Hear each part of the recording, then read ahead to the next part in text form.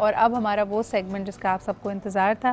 اچھا جی, all right, بہت سارے لوگ ایسے جنہوں نے ہمیں آن لائن فالو کر رہے ہیں, اور اگر اب تھوڑی دیر پہلے آپ نے مجھے فیس بک پہ دیکھا ہوگا, سو وی اناؤنسڈ اے ٹاپک, لیکن پھر ہم نے سوچا کہ اس کو تھوڑا سا اور ہم اس پہ مزید بھی کام کرتے ہیں, اور وہ ٹاپک ہم آپ کے لیے کل لے کے آئیں گے. کل کا آپ نے شو ضرور دیکھنا ہے, because it is to talk about the future forecast, اور آخری زمانے کا جب ذکر کیا جاتا ہے جس میں مشکلات بے پناہ ہوں گی, اور آج بھی میرے خیال میں بہت سارے لوگ یہ کہیں گے کہ شاید اسی کو دیکھ کے لگتا ہے کہ قرب قیامت کی نشانیاں ہیں. لیکن آج کا جو ہمارا ٹاپک ہے جس کو ہم لے کے چلنا چاہ رہے ہیں وہ 2 پارٹس میں چلے گا.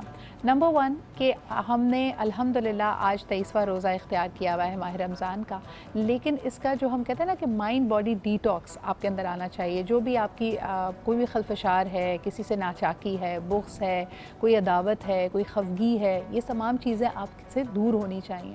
لیکن جہاں ہم اپنے رب کو راضی کر رہے ہیں, ایسا لگ رہا ہے کہ ہم دوسروں سے راضی ہونے کو تیار نہیں ہیں.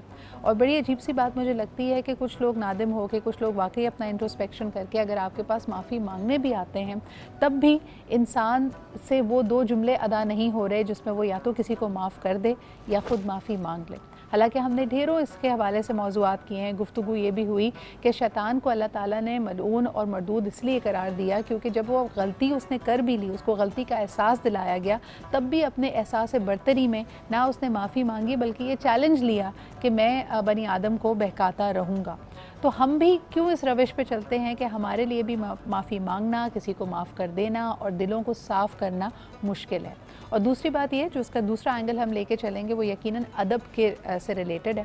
آج کل ہم کیجول ہونے کے چکر میں کئی چیزوں کو بہت فلو میں کہہ جاتے ہیں, کئی دفعہ ایسی زبان استعمال کر لیتے ہیں, کئی ایسے جملے یا فقرے بول جاتے ہیں جو اگر آج سے تھوڑے عرصے پہلے دیکھا جائے تو ہم شاید بہت زیادہ جھیمپ جاتے اپنے بڑوں کے سامنے بولنے سے. لیکن اب یہ انوائرمنٹ بہت زیادہ کیجول ہوتا جا رہا ہے. ویسے بھی یہ ہماری زبان کا بھی فرق ہے نا, کہ اگر ہم اردو میں کسی کو مخاطب کرتے ہیں تو تو, تم, آپ, یہ آپ کو مختلف طریقے نظر آتے ہیں, and depending on how much respect you giving یا ان کا رتبہ کیا ہے, آپ الفاظ کا صحیح انتخاب کرتے ہیں. انگریزی بیچاری میں سب کوئی یوں ہوتے ہیں, تو اس لیے وہ ادب کا بھی جو پیمانہ ہے وہ کافی چھوٹا ہوتا چلا جا رہا ہے. تو ان تمام موضوعات کو لے کر چلیں گے. کیا یہ بھی وجہ بنتی ہے آپسی دوریوں کو بڑھانے کی کہ ہم وہ ادب, وہ لحاظ بھولتے چلے جا رہے ہیں؟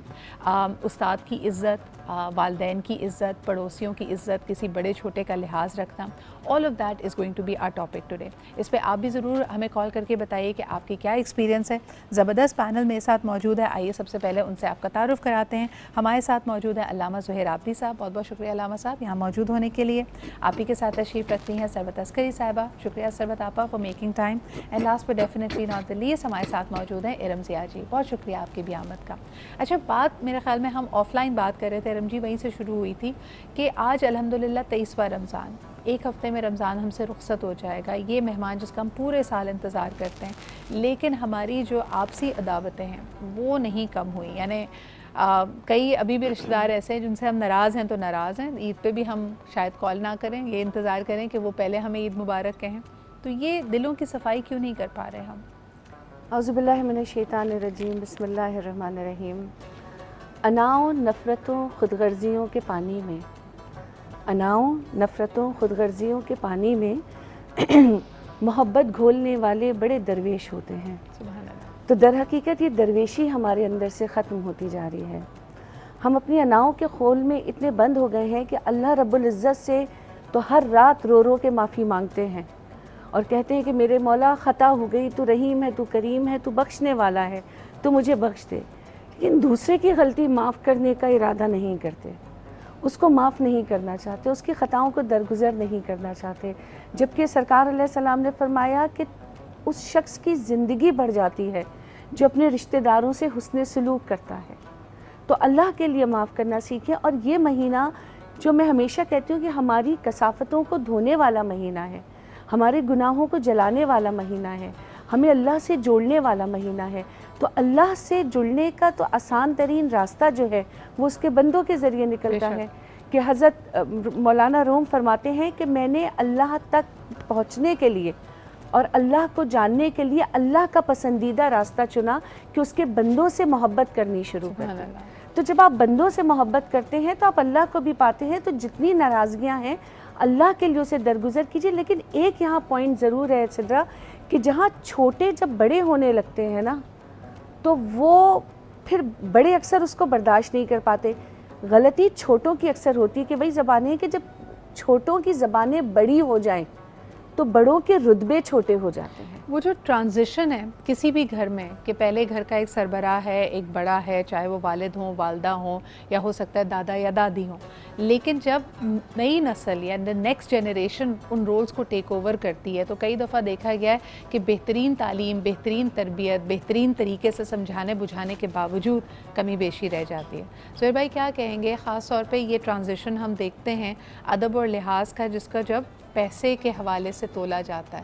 جب ایک والد کما رہا ہوتا ہے تو وہ اپنی 5 اولادوں کو برابر رکھ سکتا ہے, لیکن والد ریٹائر ہو جائے اور وہ 5 بھائی اگر گھر چلا رہے ہوں تب تو میں ادب لحاظ بڑا چھوٹا رتبے کے حساب سے نہیں ہوتا ہے, اس حساب سے ہوتا ہے کہ کون زیادہ کما رہا ہے اور کون زیادہ کنٹریبیوٹ کر رہا ہے گھر میں. بسم اللہ الرحمن الرحیم. پیسہ تو اسلام نے کبھی بھی معیار قرار نہیں دیا بزرگی کے لیے, بڑائی کے لیے. عمر کا ایک احترام ہے کہ آپ میں عمر میں کون آپ سے بڑا ہے, علم میں آپ سے کون بڑا ہے. یہ 2 چیزیں ایسی ہیں جس کو اسلام نے معیار قرار دیا, بڑائی کا, بزرگی کا. کردار میں کون بڑا ہے. ہمارے یہاں بسا اوقات یہ بھی دیکھا گیا کہ جو بڑے ہیں انہیں بڑا بننا بھی نہیں آتا, یعنی ہر دونوں طرف سے بات ہوتی ہے, کبھی ایک طرف سے نہیں ہوتی. وہ بڑا بننا چاہتے ہیں بائی آرڈر, بائی کمانڈ. وہ سمجھتے ہیں کہ بس میں یہ کہہ رہا ہوں, چونکہ میں عمر میں بڑا ہوں تو میں نے یہ کہہ دیا تو یہ ہونا چاہیے. یہ طریقہ کار پھر بچوں میں جاتا ہے کہ صاحب فیصلے ان کے غلط ہیں اور آرڈر ان کا چلے کہ یہ عمر میں ہم سے بڑے ہیں. تو عمر میں بڑا جو ہے وہ فائنل معیار نہیں ہے, اسی لیے میں نے کہا, بلکہ علم اور کردار, یہ 2 چیزیں بھی مد نظر رکھنی چاہیے.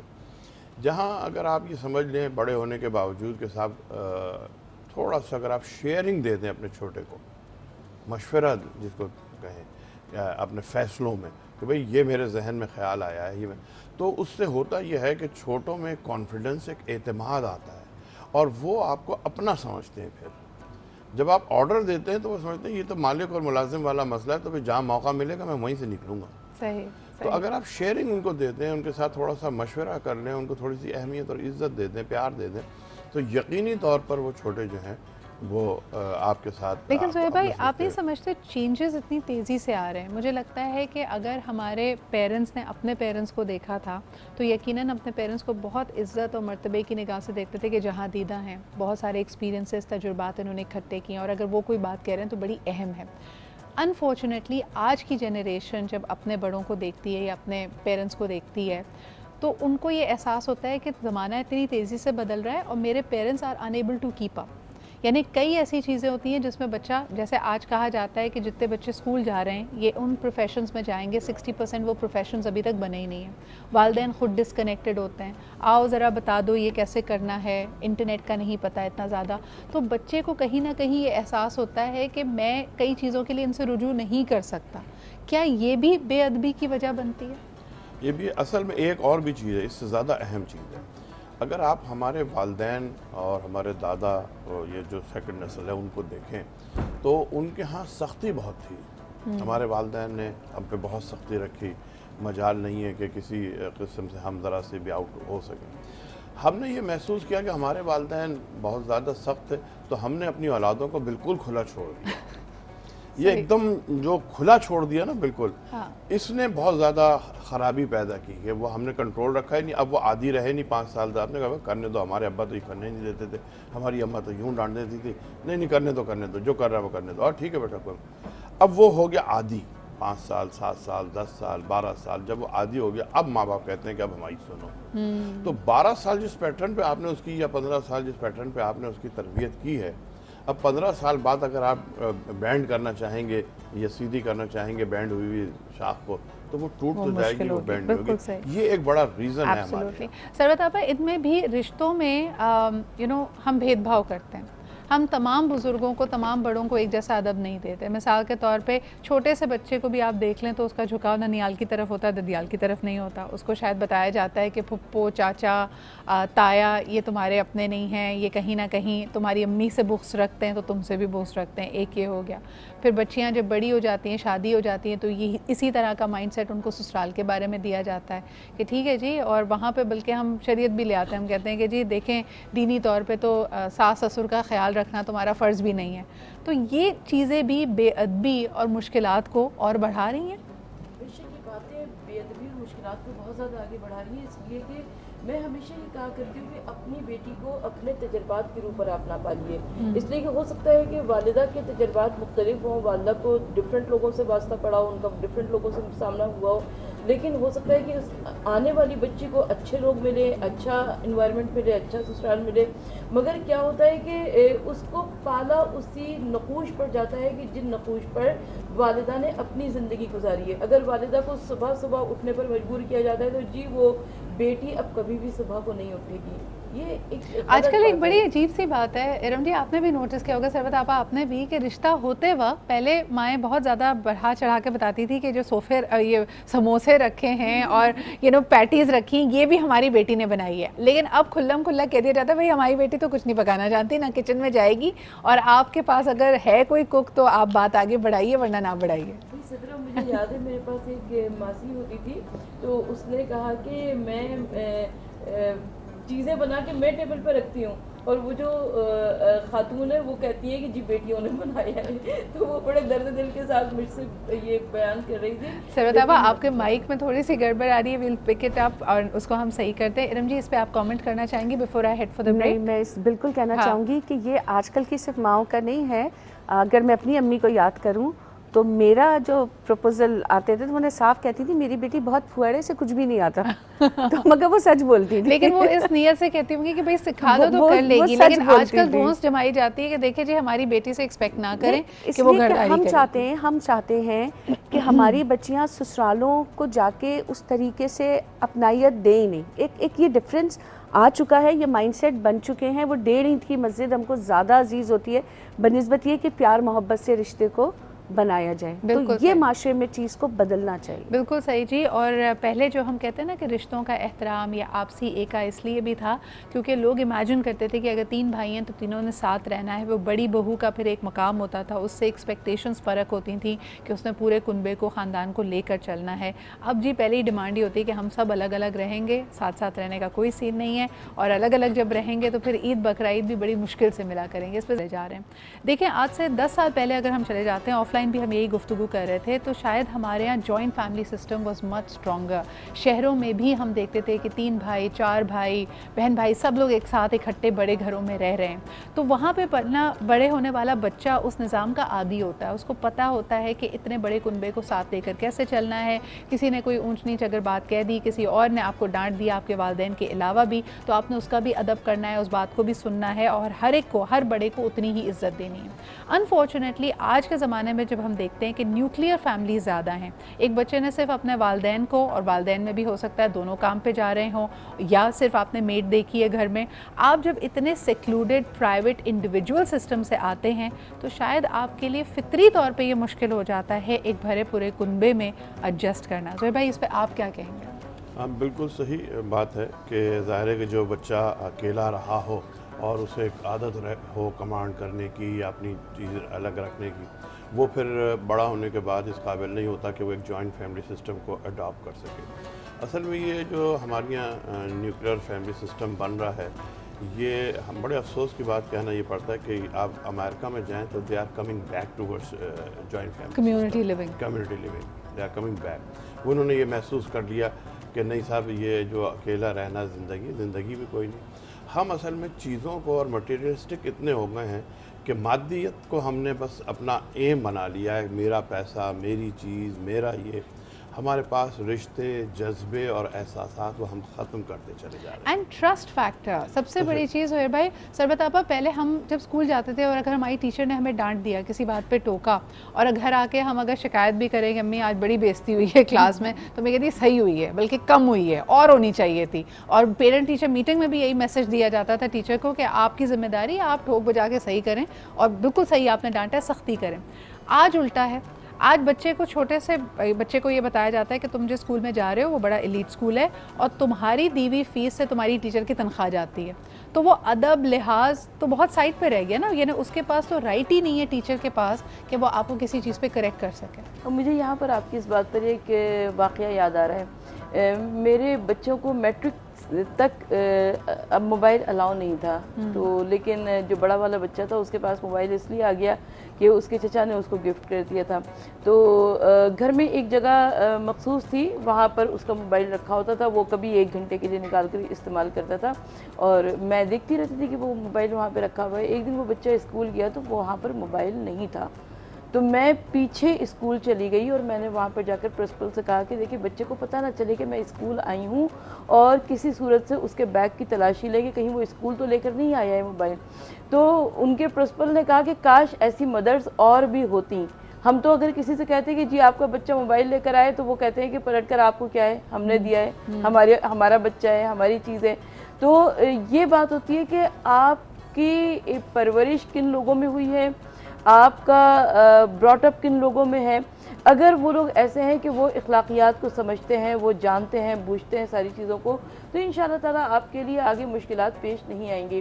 لیکن جس طرح کہ ابھی علامہ صاحب فرما رہے تھے، یہ میں اس بات کی تائید کروں گی، اس لیے کہ ہمارے پڑوسی ملک ایران میں بہت سارے ایسے لوگ تھے جو کہ جنگیں ہوئیں اور بہت سارے لوگ شہید ہو گئے. تو اس کے بعد انہوں نے 1 یونٹ فیملیز بہت ساری بن گئی. لیکن اس کے بعد ان کو احساس یہ ہوا کہ یہ جو چھوٹی فیملی ہے، انڈیپینڈنٹ فیملی ہے، نیوکلیر فیملیز ہیں، اس کی وجہ سے مشکلات بہت زیادہ آ رہی ہیں. تو انہوں نے کچھ ڈرامے ایسے بنائے، کچھ خاکے ایسے بنائے کہ جس کے اندر کیونکہ پھر پیرنٹس کہاں جائیں، ان کی لک آفٹر کون کرے گا، ان کی دیکھ بھال کون کرے گا. تو اس کے لیے ایک جوائنٹ فیملی سسٹم کو انہوں نے پروموٹ کیا. تو ہمیں مذہب اسلام کی روح سے ہم دیکھتے ہیں کہ جوائنٹ فیملی سسٹم کی مذہب اسلام مخالفت کرتا ہے، اس لیے کہ سب سے پہلی بات یہ ہے کہ جوائنٹ فیملی سسٹم میں پردے کی وہ احتیاط نہیں ہو سکتی جو کہ در حقیقت ہونی چاہیے حجاب کو، کیونکہ دیور کو، جیٹ کو موت کہا گیا ہے عورت کے لیے. تو بالکل ہمیں حجاب کے لحاظ سے اور بھی دیگر بہت ساری نزاکتیں ہوتی ہیں جن کی بنا پر کچن اور آپ کا اگر ڈرائنگ روم علیحدہ ہو تو وہ بہتر ہے. دس ویری انٹرسٹنگ کہ یعنی آپ کے پاس اتنے وسائل ہونے چاہیے کہ اگر آپ ایک چھت کے نیچے رہتے بھی ہیں تو ہر ایک کے پاس اپنی اسپیس ہو تاکہ بے پردگی نہ ہو اور ادب اور لحاظ کو بھی آپ کیری آن کر سکیں. بالکل صحیح. لیکن سہیب بھائی اس کو میں تھوڑا سا ہماری اسلامی تعلیمات سے بھی جوڑنا چاہوں گی. حضور اکرم صلی اللہ علیہ وآلہ وسلم کے تمام اصحابہ، تمام ماننے والے اور ہم بھی یقیناً ان سے بے پناہ محبت بھی کرتے ہیں، لیکن ساتھ میں ادب بھی ہے. مسجد نبوی اگر ہم جاتے ہیں تو جو آیت وہاں پہ کندہ ہے اس کے مفہوم یہ نکلتے ہیں کہ ذرا دیکھ کر، ذرا سنبھل کر، ایسا نہ ہو کہ تمہارے اعمال ضائع ہو جائیں تمہیں پتہ نہ چلے. تو کیا اس سے ہم یہ سبق بھی لے سکتے ہیں کہ اگر ہم بے ادب ہو جائیں تو بے شک ہمارے پاس کتنا علم، کتنا دولت، کتنا رتبہ کیوں نہ ہو سکتا ہے ہماری نیکیاں ضائع ہو جائیں بے ادبی کی وجہ سے؟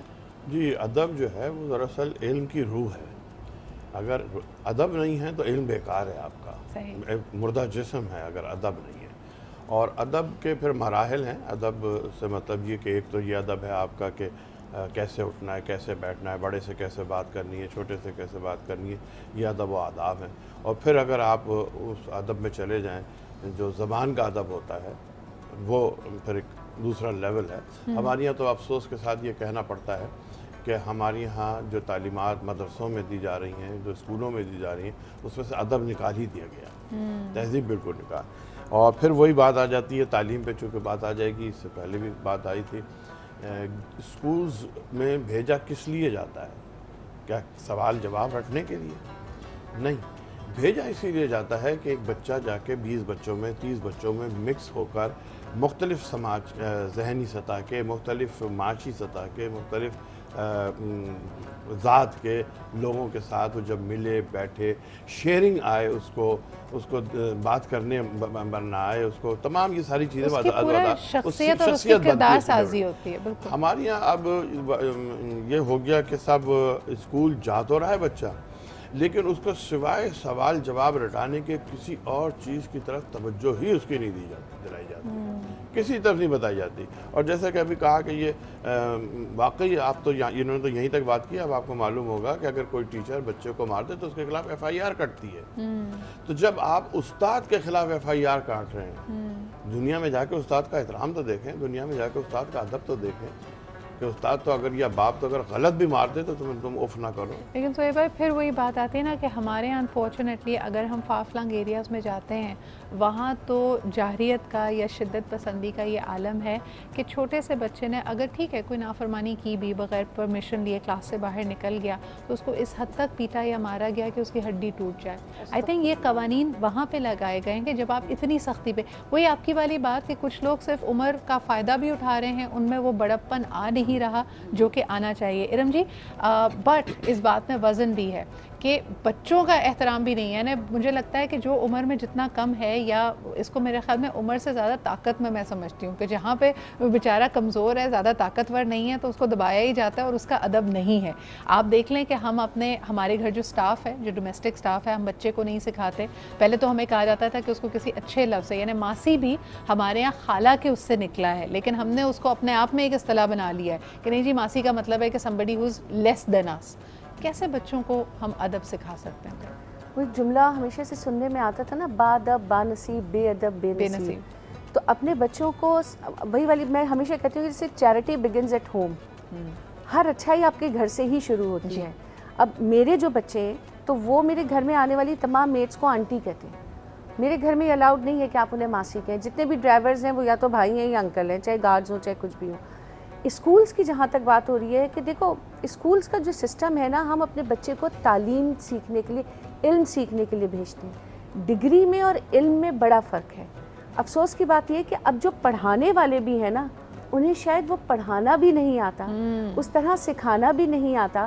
اب جن ایریاز کی تم بات کر رہی ہو جہاں بچوں کے ساتھ اتنی شدت پسندی کی جاتی ہے، وہ خود سب سے بڑے جاہل ہیں کہ جنہیں یہ ڈیل ہی کرنا نہیں آتا کہ میں اس سے کیسے ڈیل کروں. ہر ٹیچر کا، سرکار علیہ السلام کیا فرماتے تھے، ہر شخص سے جو شخص جس حیثیت پہ ہوتا تھا اس کے لیول پہ آ کے اس کو وہ بات سمجھاتے تھے.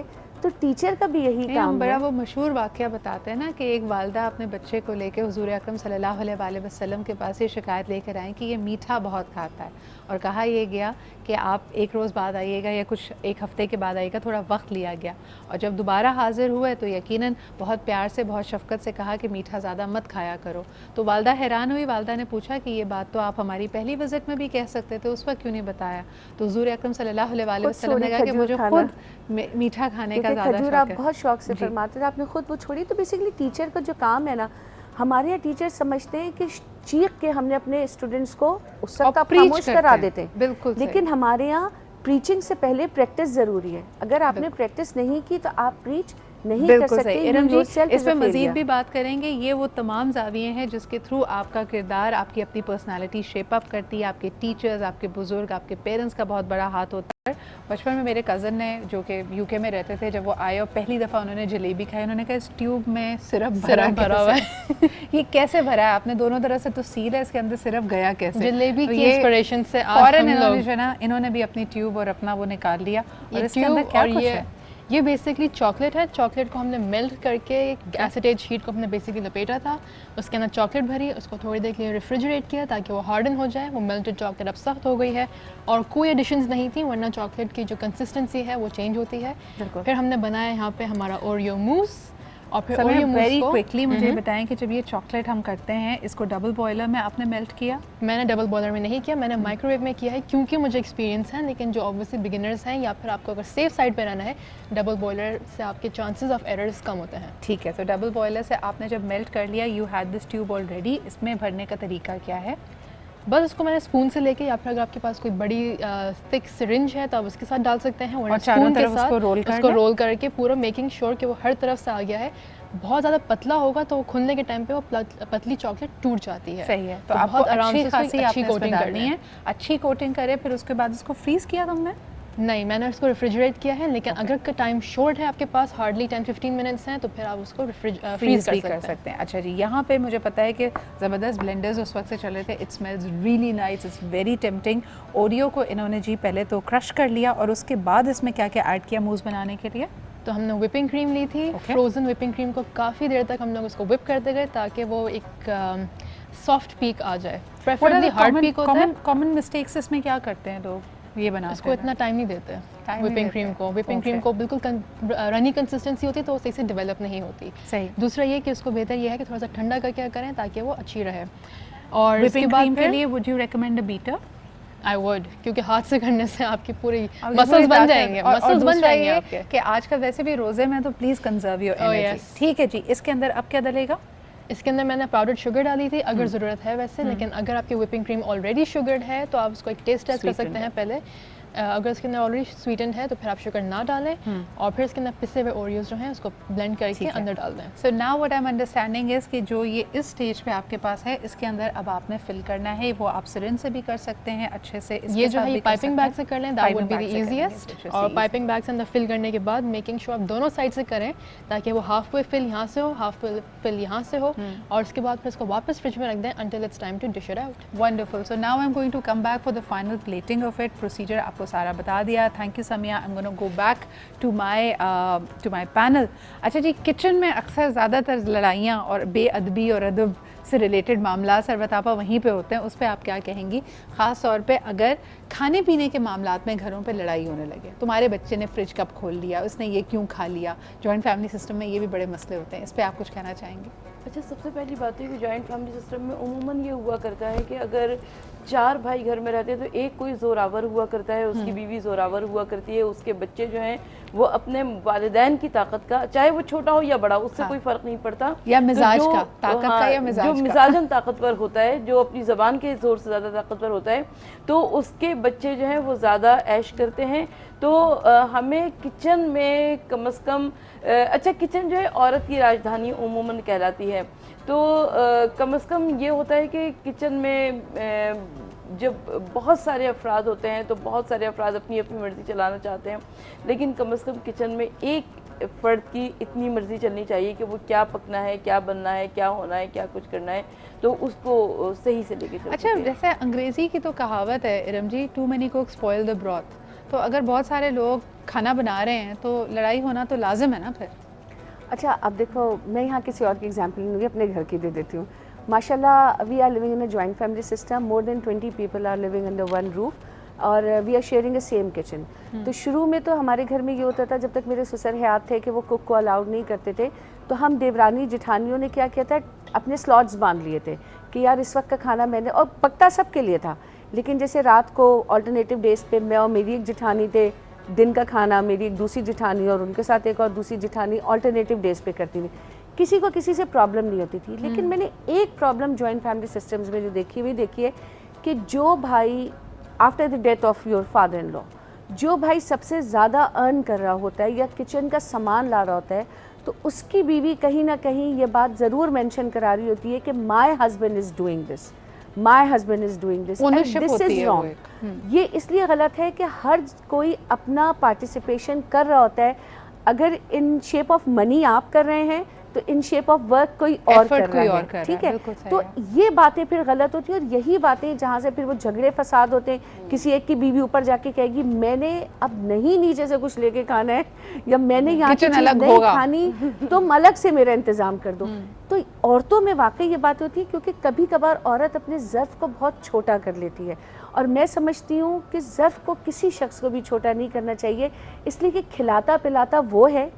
जब किसी के लिए कुछ करो तो अल्लाह का शुक्र अदा करो कि अल्लाह ने इस काबिल कर दिया कि तुम किसी के लिए कुछ कर सको, क्योंकि हमारी औकात तो सिदरा इतनी भी नहीं कि एक निवाला उठा के अपने मुंह में ना डालने, अगर अल्लाह रब्बुल इज़्ज़त ना चाहे। लेकिन इरम जी, इसी बात को कंटिन्यू करते हुए अगर एक ही छत के नीचे जैसे बहुत सारे भाइयों की औलादें साथ रह रही हैं, सब बच्चे, तो फिर बच्चे तो सबके साझे हैं। आप ऐसा नहीं कर सकते कि आप अपने बच्चे के लिए स्वीट्स एंड कैंडीज लेके आएँ और आप दूसरों के लिए ना लेके आएँ।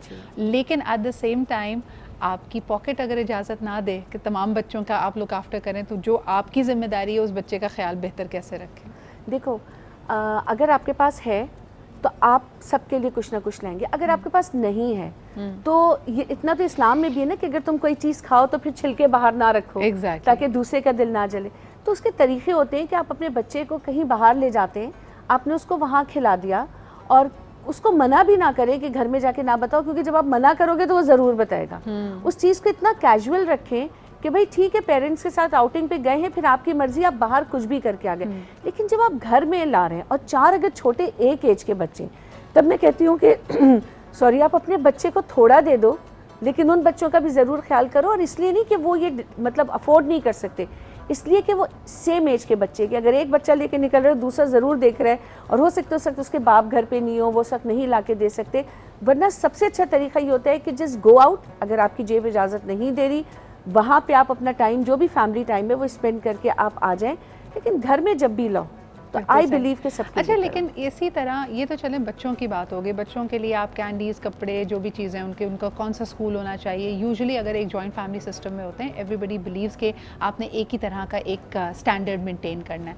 لیکن بڑوں کا کیا سہیب بھائی, اس کے اندر لوگوں کی خواہشیں الگ الگ ہو سکتی ہیں. اگر ایک بھائی کو اللہ تعالیٰ نے زیادہ نوازا ہے, وہ چاہتا ہوگا کہ بڑی گاڑی رکھے, وہ چاہتا ہے کہ وہ ٹرپس پہ جائے. اب باقی بھائیوں کے لیونگ سٹائل سے مینج کرتے ہوئے ایسا لگتا ہے کہ things will always stay the same. تو اگر اس کی بیوی بچے اس سے گلا کرتے تب وہ کیا کریں؟ دیکھیے اصل میں ہم لوگوں کی پرابلم یہ ہے, ایک تو ہم کمپیریزن بہت کرتے ہیں, جو دوسرے کے پاس ہے وہ میرے پاس ہونا چاہیے. ہمیں یہ دیکھنا چاہیے کہ خود ہماری صلاحیتیں کیا ہیں, ہماری استطاعت کیا ہے, ہم اپنی استطاعت کے مطابق اس چیز کو انجوائے کریں. یہ ضروری نہیں ہے کہ دنیا میں اگر ایک آدمی ہر سال مری ہوائی جہاز سے اپنی فیملی کو لے کے جا رہا ہے تو میں بھی جاؤں, یہ کوئی ضروری نہیں ہے. میں کراچی میں بھی رہ کے اسی طرح انجوائے کر سکتا ہوں جس طرح مری جا کے انجوائے کر سکتا ہوں اپنی فیملی کو. مسئلہ انجوائے کرنا ہے, مسئلہ اپنی فیملی کو خوش رکھنا ہے.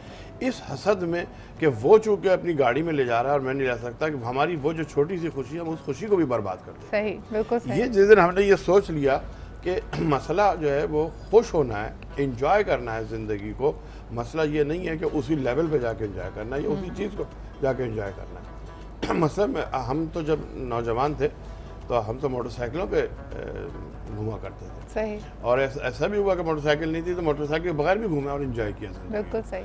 لیکن اب کیا ہے کہ اب وہ گاڑی بھی ہوتی ہے تو وہ کہتا ہے کہ اچھا میری گاڑی تو 2004 کا ماڈل ہے, ان کی تو 2019 کا ماڈل ہے, تو میرے پاس 19 کا کیوں ہے. آپ 2004 کو تو انجوائے کریں. آپ اس حسد میں, اس رونے میں کہ جی 2019 کا کوئی نہیں ہے, اس 2004 کا وہ بھی آپ انجوائے نہیں کرتے. بالکل بالکل. آدمی جس دن یہ سوچ لے نا کہ انجوائمنٹ اور خوشی جو ہے دل کی وہ اس میں نہیں ہے کہ چیز کیا ہے, اس چیز کا برت کیسے رہے. بالکل صحیح. آج کا انسان, بس ایک جملہ آخری, آج کا انسان کمانے میں اتنا لگا ہوا ہے کہ وہ اس کمائی کو برتنے کا ٹائم اس کے پاس نہیں ہے, زندگی کو انجوائے نہیں کرتا. بڑا پیارا جملہ ہے, بڑا اہم جملہ ہے کہ آپ جو چیزیں اتنی محنت کر کے اپنی جان جوخم میں ڈال کر کماتے ہیں اس کو بھی آپ انجوائے نہیں کر پاتے. ثروت آپا, جب بچوں کا, بڑوں کا, آپ کی اولاد کا اور ان کی اولاد کا یہ حال دیکھتے ہیں تو جو بوڑھے ماں باپ ہوتے ہیں جو کافی حد تک ہیلپ لیس فیل کرتے ہیں کیونکہ نہ ان کے پاس اپنی پرچیزنگ پاور ہوتی ہے, نہ ان کے پاس اپنے اثاثے ہوتے ہیں, انہوں نے تو سارے رشتوں کو ساتھ لے کر چلنا ہے, ان پہ کیا گزر رہی ہوتی ہے؟ کیونکہ ہم صلہ رحمی کی بات کرتے ہیں. آج کل تو یہ سیناریو ہے کہ جو 4 بہن بھائی ہیں وہ آپس میں جڑ کے نہیں بیٹھ رہے, جبکہ دین اسلام ہمیں یہ میسج دیتا ہے کہ اپنے والدین کے رشتہ داروں کا بھی خیال رکھو, اپنے ایکسٹینڈڈ فیملی اور قرابت داروں کا بھی خیال کرو. تو ان کے دل پہ اس وقت کیا گزر رہی ہوتی ہے جب یہ لڑائی جھگڑے دیکھتے ہیں؟ صدر, میں نے آپ کے معزز مہمانوں کی بڑی قابل قدر گفتگو سنی, اور جو میرے ذہن میں بات آ رہی ہے وہ یہ کہ یہ ساری صورتحال صرف اس وجہ سے کہ ہم دین سے دور ہیں. اگر ہم دین سے دور ہوتے اور ہمیں حضور نبی کریم صلی اللہ علیہ وآلہ وسلم اور ان کے پاک گھرانے کی تمام تر باتیں یاد ہوتی تو انشاءاللہ تعالی ہمارے گھروں میں یہ سارے مسئلے مسائل نہیں ہوتے. بہت آپ کا سوال قابل قدر اس لیے ہے کہ میں عموماً یہ دیکھتی ہوں کہ والدین 8 بچوں کی مل کر परवरिश कर लिया करते हैं, लेकिन वो 8 बच्चे मिलकर 2 वालिदैन को नहीं पाल सकते। संभाल अब अच्छा, और असासजात ना होना और ये सारी चीज़ें तो सब एक तरफ, जो बच्चों की बाहमी चपकलिश होती है वो वालिदैन के लिए बहुत ज़्यादा तकलीफ दे हुआ करती है, क्योंकि वालिदैन ये चाहते हैं कि बच्चे मिलकर रहें, किसी सूरत से भी ये आपस में मिलकर रहें, दूर ही रहें लेकिन ये आपस में एक दूसरे से अच्छे तरीके से बात कर सकें, एक दूसरे से अच्छे तरीके से मिल सकें। लेकिन जब हमें वो भी नहीं नज़र आता तो फिर वालिदैन के लिए बहुत तकलीफ़ की बात होती है। लेकिन और जहाँ हम कह रहे हैं कि इन आखिरी दिनों में यानी रमज़ान मुबारक के आखिरी अशरे में हम रब को राज़ी कर लें, तो अल्लाह ताला की जो सबसे खूबसूरत नेमत है वो हमारे वालिदैन हैं, उनकी रज़ामंदी, उनकी खुशी का भी ख्याल रखें। और आपसी तकलश या जो भी आपके डिफरेंसेस हैं, सिर्फ अगर इस बात को याद रखते हुए कि ये मेरे पेरेंट्स को तकलीफ़ देता है, अगर आप इस वजह से उसको रिजॉल्व कर लें, there is nothing like it. आज के लिए हमारे पास इतना ही वक्त था, लेकिन बड़ी बेहतरीन गुफ्तगू हुई इस बड़े अहम मौजू के हवाले से। इस पर आप अपने कमेंट्स और फीडबैक हमें ज़रूर भेजिएगा। इरम जी, सरवत आपा, ज़ोहैर भाई, बहुत बहुत शुक्रिया मौजूद